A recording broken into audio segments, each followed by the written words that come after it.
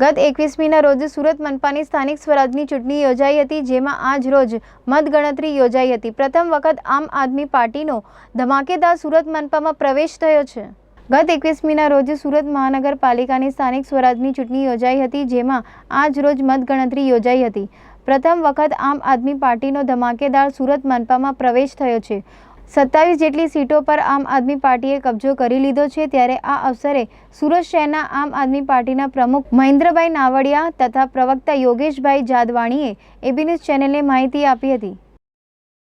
અમારું પરફોર્મન્સ આમ આદમી પાર્ટીનું પરફોર્મન્સ દિલ્હી જેવું રહ્યું છે। ખૂબ સારામાં સારું રિઝલ્ટ મળ્યું છે। લોકોએ અમારે પર ખૂબ આશીર્વાદ વરસાવ્યા છે અને અમે લોકોના કામ કરવા માટે તૈયાર છે ગમે ત્યારે। આપણે જે દિલ્હીનું મોડેલ જે છે એ શું ગુજરાતના મોડેલમાં બી આપણે આવી શકે એવું કંઈ લાગી રહ્યું છે?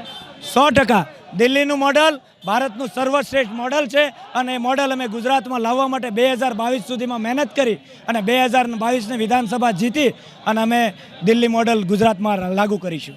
આપણે આજે જે 120 સુરતની સીટોનું જે પરિણામ આવવાનું છે, તો આપને કેટલી સીટી મળી થશે એવી આપને આશા છે? ભાઈ, આમ તો અમારે આશામાં તો અમારા માટે જેટલી આવે એ આશીર્વાદરૂપ છે અને અમે લોકોના કામ કરવા માટે છીએ। તો અમે એવું આશા રાખીએ છીએ કે વધુમાં વધુ અમારો મેયર બને એવી અમે આશા રાખીએ છીએ અને ના પણ બને તો અમે વિરોધ પક્ષ માટે તો અમે બેસી ગયેલા જ છીએ। સુરતની જનતા એટલે કે સામાન્ય માણસ આમ આદમી જે પોતાની મહેનત પરસેવાની કમાણી અને ઈમાનદારીથી આ ભારતીય જનતા પાર્ટીના 25 વર્ષના શાસન સામે જે લડી રહ્યો હતો, ઈમાનદારીથી પોતાના પૈસે જે આ સામાન્ય માણસની લડાઈ હતી, આ લડાઈમાં આમ આદમીએ જીત મેળવી છે। એટલે કે આ ભારતીય જનતા પાર્ટીના અહંકારી નેતાઓ, ભ્રષ્ટાચારી નેતાઓ જે ગુંડાગર્દી અને તાનાશાહી ચલાવતા હતા, એના મોઢા પર આ બહુ એક મોટો તમાચો માર્યો છે। આ દેશમાં, ગુજરાતમાં અને સુરતમાં લોકોને જુદી જુદી ભ્રામક વાતો કરી, જાતિ ધર્મના નામે ભડકાવી અને મતો લેવાની જે એમની રણનીતિ હતી એ સામાન્ય અને સમજુ માણસે ફેલ કરી।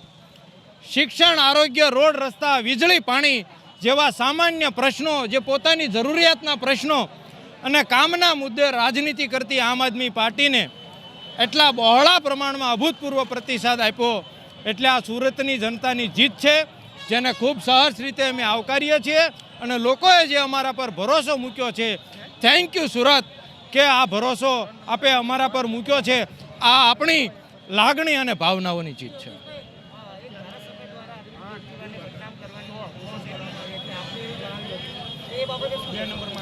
ભારતીય જનતા પાર્ટીના લોકો કોંગ્રેસને તો કોઈ ગણતરીમાં લેતા નહોતા, કારણ કે કોંગ્રેસના મિત્રો ભ્રષ્ટાચારમાં એમની સાથે ભાગીદાર હતા। આમ આદમી પાર્ટીના ઈમાનદાર લોકોથી ભારતીય જનતા પાર્ટીના નેતાઓ ખૂબ હતપ્રત અને હતાશ હતા।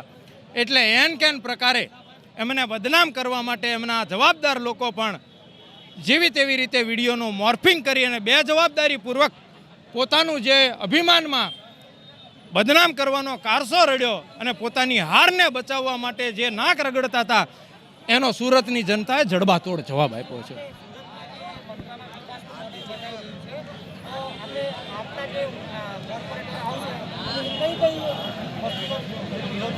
લોકોના સામાન્ય પ્રશ્નો, પ્રાથમિક સુવિધાઓ જે 25 વર્ષથી જે આ સામાન્ય જનતા પોતાનો મહેનત પરસેવાની કમાણીથી ટેક્સ ભરી રહી છે, છતાં પણ એમને સુવિધાઓથી જે અળગા રાખવામાં આવ્યા છે।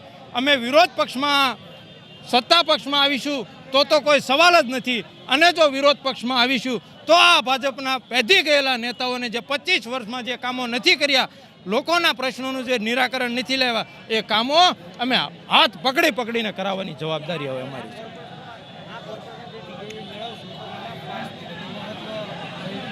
તમામ સામાજિક સંસ્થાઓ, તમામ લોકો ખૂબ સારી રીતે આ દેશમાં અને સુરતમાં ખાસ કરીને બદલાવ લાવવા માટે ઈચ્છતા હતા અને એ બદલાવ સુરતના લોકોએ આપ્યો છે।